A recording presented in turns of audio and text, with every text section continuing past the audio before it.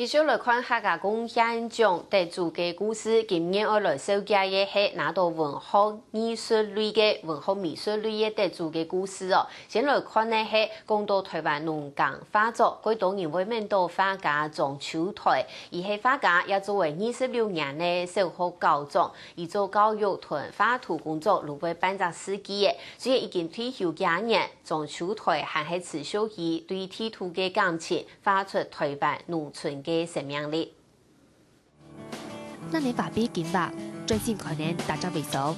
创意带到苗栗公干山区嘅中秋台，已经画了52年。所以教师不好画图，唔但像黑渣之外，许多台师理解翻嘅热响，还能带出佢嘅艺术天分。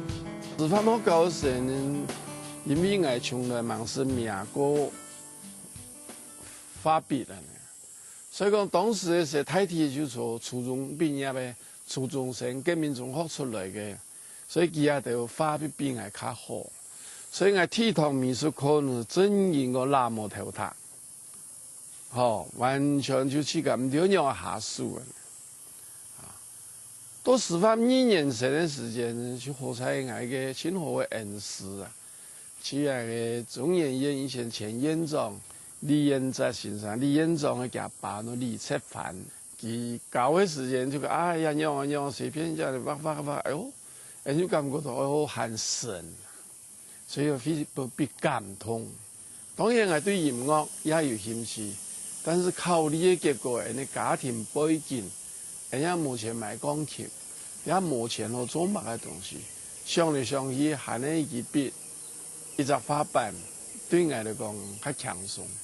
你係考辦出來嘅啲冇好嘅家庭環境。莊秋台冇認為安樣是表態畫圖，東家自己嘅機，還能認為看到阿爸更重視自己嘅辛苦，還能對地圖嘅感情，本嘅家庭會將客家嘅精神、客家嘅文化，用當有嘅畫作傳達出來。就係因為個藝術家太多難度項，太多難角度項，太多錯綜度項，行過過山，濕過沉水，乜嘅就來。所以講，我對於那個土地。對於那個畫面那個處理啊，我可能就人講誒較落實，但是呢，我一定要表達到我對於土地的感情、土地的質感並量感、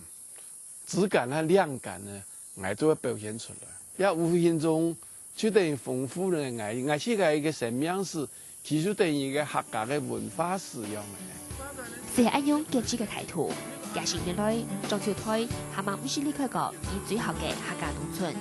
無論係做畫家，就係大家講嘅老教長。72歲嘅莊秋台，韓國辛苦嘅更重要啦，對生活還能感恩韓國客氣，佢喺度繼續體會農村嘅生活，從地圖出發，發出很多客家種嘅正。客家新聞TV提出至苗栗報道。